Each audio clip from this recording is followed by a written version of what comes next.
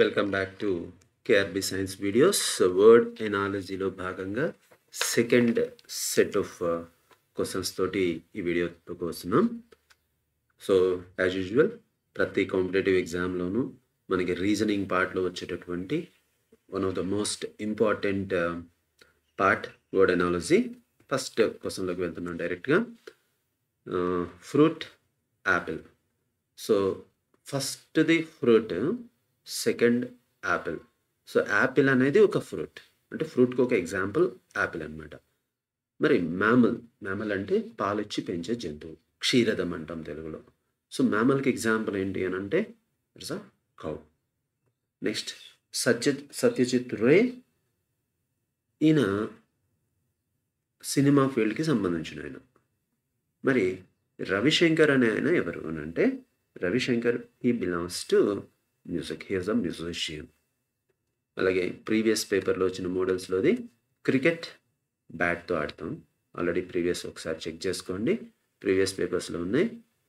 So cricket అనేది బ్యాట్తో ఆడతాము. మరి బ్యాడ్మింటన్ దేంతో ఆడతాం? బ్యాడ్మింటన్లో రెండు రకాలు ఉన్నాయి. బాల్ బ్యాడ్మింటన్ ఒకటి ఉంది, షటిల్ బ్యాడ్మింటన్ ఒకటి ఉంది. జనరల్గా షటిల్ బ్యాడ్మింటన్ని మనం బ్యాడ్మింటన్ అంటాం. బ్యాడ్మింటన్ ఆడేటటువంటి వస్తువు ఏది అని అంటే రాకెట్. నెక్స్ట్ ఫ్లవర్కి స్మెల్కి రిలేషన్ ఏంటంటే it's a characteristic of flower. ఫ్లవర్కి క్యారెక్టరిస్టిక్ లక్షణం అనమాట, వాసన రావడం. పువ్వు వాసన రావడం అనేది సువాసన అంటాం కదా, అది ఒక ప్రాపర్టీ ఆఫ్ ఫ్లవర్. మరి ఫ్రూట్కున్న ప్రాపర్టీ ఏంటి? జనరల్గా ఫ్రూట్కి ఉండేది ఏంటి? టేస్ట్. అది టేస్ట్ ఎలా అయినా ఉండొచ్చు, తీయగా ఉండొచ్చు, పుల్లగా ఉండొచ్చు, anyhow, but it's taste is the property of fruit.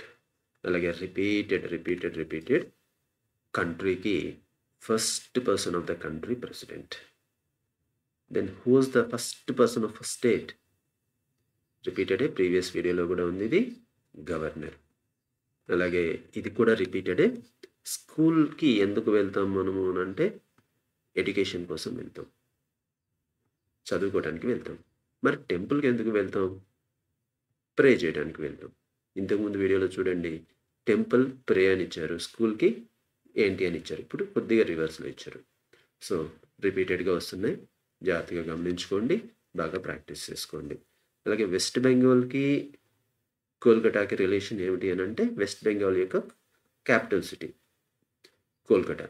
Then మహారాష్ట్రకి క్యాపిటల్ సిటీ ఏమిటి అని అంటే మహారాష్ట్ర క్యాపిటల్ సిటీ ముంబై. మరి మిగతావి ఢిల్లీ వచ్చేసి దేనికి క్యాపిటల్ సిటీ తెలుసు కదా మీకు? ఢిల్లీ వచ్చేసి దేనికి క్యాపిటల్ సిటీ? ఇండియా, న్యూఢిల్లీ మన కంట్రీకి క్యాపిటల్ సిటీ. హైదరాబాద్ దేనికి క్యాపిటల్ సిటీ? తెలంగాణకి క్యాపిటల్ సిటీ హైదరాబాద్. చెన్నై దేనికి క్యాపిటల్ సిటీ? చెన్నై వచ్చేసరికి తమిళనాడు.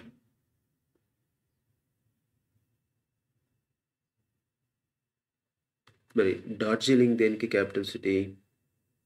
డార్జిలింగ్ దేనికో మీరు ఒకసారి దాన్ని కామెంట్ సెక్షన్లో రాయండి, చూద్దాం. సో డార్జిలింగ్ అనేది ఒకదానికి క్యాపిటల్ సిటీ, దేనికి అనేది మీరు కామెంట్ సెక్షన్లో మెన్షన్ చేయండి. సో ఎందుకంటే మనం అన్నిటినీ కూడా క్యాపిటల్ సిటీస్ 28 స్టేట్స్కి క్యాపిటల్ సిటీస్ కనుక మనం నేర్చుకుని ఉంటే తప్పనిసరిగా ఒక బిట్ అనేది మనకు వస్తూ ఉంది. అలాగే పర్సన్ వాళ్ళు చేసేటటువంటి occupation. Karan Johar belongs to cinema. అలాగే విజయ్ మాల్యా దేనికి సంబంధించిన ఆయన అని అంటే Vijay Mallya he belongs to business. ఒకప్పుడు ఇప్పుడు ఉన్నటువంటి ఐపీఎల్ టీమ్స్లో ఆర్సీబీ ఉంది కదా, దానికి ఓనర్ అనమాట Vijay Mallya. Next radio listening. ఏమిటి రిలేషన్ రేడియోకి లిజనింగ్కి? ఇప్పుడు రేడియోలు తగ్గిపోయినాయి, కానీ అన్ని రేడియోలు, టీవీలు, వీటన్నిటి ప్లేస్లో వచ్చింది ఒకే ఒక్క వస్తువు ఏంటి మనం చెడగొట్టడానికి? ఎస్, ఇప్పుడు మీ చేతిలో ఉన్నదే మొబైల్. సో గతంలో రేడియో ఉండేది, సాయంత్రం అయితే చాలు అందరు పనులు చేసుకుని వచ్చి శుభ్రంగా రేడియో పెట్టుకుని వినేవాళ్ళం. సో రేడియోది వినడానికి ఉపయోగపడుతుంది for the purpose of listening. మరి న్యూస్ పేపర్, ఇది కూడా ఇప్పుడు మన చేతిలోనే ఉంది, మొబైల్లోనే వస్తుంది. న్యూస్ పేపర్ దేనికి పనికి వస్తుంది? చదువుకోవడానికి పనికి వస్తుంది, read, for the purpose of reading. Next clock అనేది దేనికి పనికి వస్తుంది? World clock. జనరల్గా క్లాక్స్ అని అంటే వాచెస్ అంటే చేతికి పెట్టుకునేవి, క్లాక్స్ అంటే గోడ మీద ఉండేవి. సో, దేనికి వాడతాం? టైం చూడడానికి వాడతాం. మరి మొబైల్ దేనికి వాడతాం అనంటే చాలా చాలా ఆప్షన్స్ ఉన్నాయి మొబైల్‌లో మనం వాడే ఆప్షన్స్. బట్ మెయిన్ దేనికి వాడాలి మొబైల్ అనంటే to speak with others, to కన్వర్జేషన్స్‌కి అంటే అవతల వాళ్ళతో మాట్లాడటానికి మొబైల్ వాడతాం. So many options are there for the mobile. ఇప్పుడు ఉన్నటువంటి అన్నిటిని రీప్లేస్ చేసేసింది.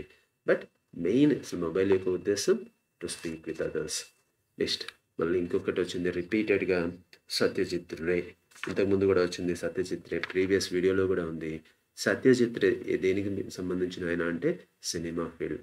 మరి ఆర్‌కే నారాయణ్ దేనికి సంబంధించిన ఆయన అంటే is a famous writer, literature అనమాట.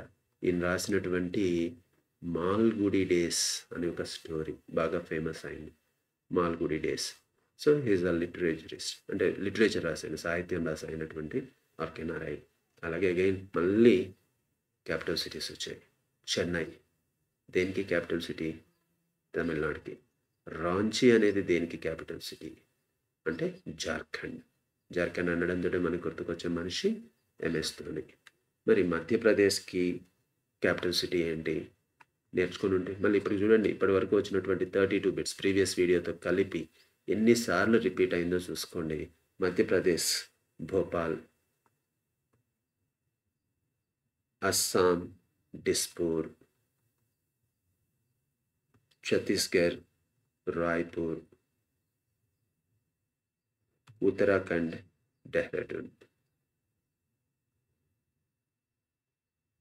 సో క్యాపిటల్ సిటీస్ మీద ఒక క్వశ్చన్ అయితే వస్తుంది కాబట్టి తప్పనిసరిగా క్యాపిటల్ సిటీస్ని బాగా చూసుకోండి. అలాగే ఇది కూడా రిపీటెడే, ఇంతకుముందు వచ్చిందే. ఫ్రాగ్రెన్స్ అంటే మంచి స్మెల్, సువాసన అనమాట ఫ్రాగ్రెన్స్ అంటే. మరి ఫ్రూట్ అనేది ఏంటి, దాని క్యారెక్టరిస్టిక్ ఏంటి అని అంటే టేస్ట్. ప్రీవియస్ వీడియోలో కూడా ఉంది ఇది. అలాగే మన స్టేట్లో, మన కంట్రీలో ఉన్న స్టేట్స్ యొక్క క్యాపిటల్ సిటీసే కాదు, మన ప్రపంచంలో వరల్డ్లో ఉన్నటువంటి కొన్ని కంట్రీస్ యొక్క క్యాపిటల్ సిటీస్ని కూడా మనకి ఈ వర్డ్ ఎనాలజీలో ఇస్తూ ఉన్నారు. ఫ్రాన్స్కి సంబంధించి ప్యారిస్ ఇస్ ద క్యాపిటల్. మరి బ్యాంకాక్ అనేది ఈ క్రింద ఉన్నటువంటి ఏ కంట్రీ యొక్క క్యాపిటల్ సిటీ? సో థాయిలాండ్కి క్యాపిటల్ సిటీ. మరి మిగతా వాటికి క్యాపిటల్ సిటీస్ కూడా నేర్చుకుని ఉంటే బెటర్. సో వియత్నాంకి ఏమిటి అని అంటే Hanoi is the capital city of Vietnam. ఇండోనేషియాకి క్యాపిటల్ సిటీ జకార్తా. సునామీలు ఎక్కువ వస్తూ ఉంటాయి ఇండోనేషియాలో. మలేషియాకి కౌలాలంపూర్ మలేషియాకి. మయన్మార్కి నేపిడా.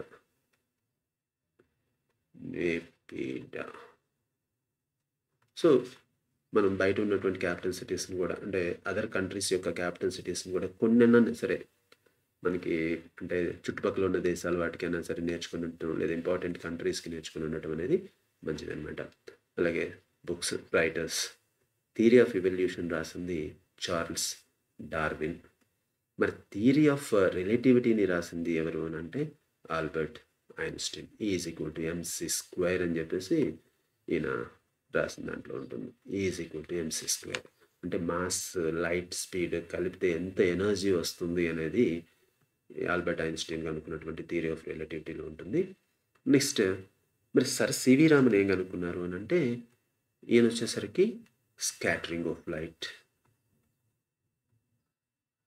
ఇంతవరకు ఇవ్వలేదు కాబట్టి ఇవ్వడానికి స్కోప్ ఉన్నది. స్కాటరింగ్ ఆఫ్ లైట్, దాన్నే రామన్ ఎఫెక్ట్ అంటాం. సుబ్రహ్మణ్య చంద్రశేఖర్, ఈయన ఎవరు అని అంటే సుబ్రహ్మణ్య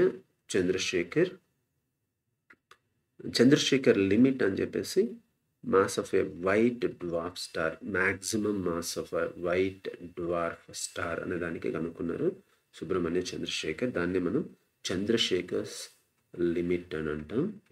నెక్స్ట్ జేసీ బోస్, మొక్కలకి ప్రాణం ఉంది, అవి పెరుగుతాయి అని చెప్తూ ఒక ఇన్స్ట్రుమెంట్ కూడా, ఆయన క్రెస్కోగ్రాఫ్ అనే ఒక ఇన్స్ట్రుమెంట్ని కూడా డిజైన్ చేశారు. అలాగే జయంత్ వి నార్లీకర్, ఈజ్ అన్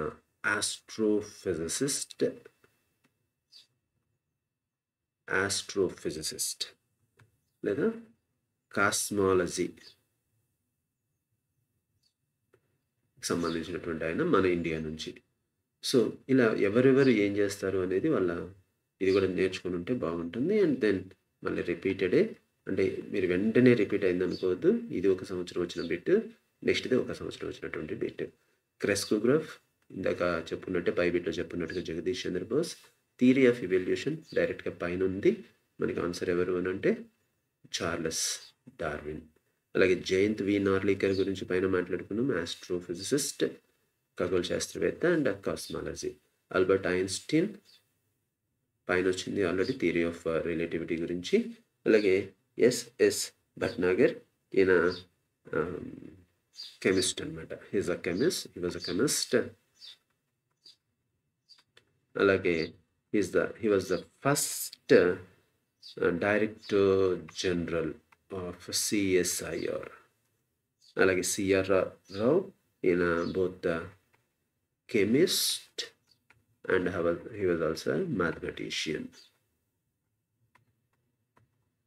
సో ఇలా ఒక్కొక్కరి గురించి కనుక మనం నేర్చుకుని ఉంటే మనకి ఒక బిట్ నుంచి చాలా బిట్లు ప్రిపేర్ అవ్వచ్చు అనమాట. మళ్ళీ వస్తుంది రిపీటెడ్ క్వశ్చన్, క్యాపిటల్ సిటీస్. మహారాష్ట్రకి ముంబై, రాజస్థాన్కి ఏమిటి? ఇక్కడ చాలా సిటీస్ పేర్లు ఉన్నాయి. రాజస్థాన్ క్యాపిటల్ సిటీ వచ్చేసరికి ఆన్సర్ జైపూర్. మరి మిగతా పూర్లన్నీ దేంట్లో ఉన్నాయి అంటే ఉదయ్పూర్ కూడా రాజస్థాన్లో సిటీ, కాకపోతే it is a city in Rajasthan. ఏమంటారు దీన్ని అని అంటే ఉదయ్పూర్ని సిటీ ఆఫ్ లేక్స్ అంటారు. జోధ్పూర్ ఇది కూడా రాజస్థాన్లో ఉన్నటువంటి ఒక సిటీనే, అంటే అన్నీ కూడా రాజస్థాన్వే, బట్ దీన్ని ఏమంటారు అని అంటే బ్లూ సిటీ అని అంటాం. అలాగే గ్వాలియర్ మాత్రం రాజస్థాన్లో లేదు. It is a city present in Madhya Pradesh. అలాగే బికనీర్, దీన్ని డిజర్ట్ జెవెల్ అంటాం. రాజస్థాన్లోది డిజర్ట్ జ్యువెల్, ఆభరణం అనమాట, ఎడారి ఆభరణం అంటాం. నెక్స్ట్ అలాగే మళ్ళీ కంట్రీస్కి సంబంధించినటువంటి క్యాపిటల్ సిటీస్. రష్యాకి మాస్కో. నాంపెన్ అనేది దేనికి క్యాపిటల్ సిటీ? కింద మనకి ఏమున్నాయి? Cambodia, Thailand, Vietnam, North Korea, Mongolia. So వీటిలో నాంపెన్ అనేది దేనికి capital city? Cambodia is the answer. Phnom Penh అనేది it's the capital city of Cambodia. మరి ఇందాక ఆల్రెడీ ప్రీవియస్గా వచ్చింది, థాయిలాండ్కి క్యాపిటల్ సిటీ ఏంటి అని అంటే ఎక్కువ మంది మన ఇండియా నుంచి వెళ్తూ ఉంటారు, బ్యాంకాక్. అలాగే వియత్నాంకి ఇందాక మనం చెప్పుకున్నాం ప్రీవియస్ క్వశ్చన్స్లో, హనోయి. అలాగే ఉత్తర కొరియా, నార్త్ కొరియా, ఆయన ఒక నియంత ఉన్నాడు జిమ్ అని. So Pyongyang is the capital city of North Korea. ఇక Mongolia capital city Ulaanbaatar. So these are the capital cities of some countries. అంటే అన్నీ గుర్తుపెట్టుకోవడం ప్రపంచంలో అనేది కొంచెం ఇబ్బందే. అలాగే ఇందాక మోడల్ ఏది రిపీటెడ్గా ఇప్పటివరకు ఈ రెండు వీడియోస్లో, ప్రీవియస్ వీడియో కానీ ఈ వీడియోలో కానీ చూడండి. ఫ్లవర్కి ఎగ్జాంపుల్ రోజ్, ఇందాక ఫ్రూట్కి ఎగ్జాంపుల్ యాపిల్ వచ్చింది. అలాగే మ్యామల్కి ఎగ్జాంపుల్ సేమ్ బిట్ కౌ, కాకపోతే ఫ్లవర్ రోజ్ బదులు ఫ్రూట్ యాపిల్ వచ్చింది. అలాగే ఇది కూడా రిపీటెడే. ఫుడ్ ఎక్కడికి వెళ్తుంది అంటే స్టొమక్లోకి వెళ్తుంది. మరి ఫ్యూయల్ దేంట్లోకి వెళ్తుంది? ఇంజన్లోకి వెళ్తుంది.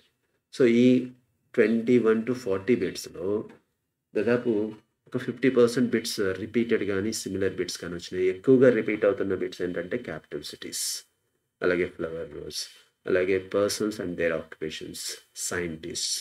సో ఇలాంటివి మనం ఎక్కువగా కనుక ప్రాక్టీస్ చేసినట్లయితే ఈ పేపర్లో వర్డ్ ఎనాలజీలో 10 out of 10 తెచ్చుకోవచ్చు. అలాగే not only for NMS, for other competitive exams like SIs,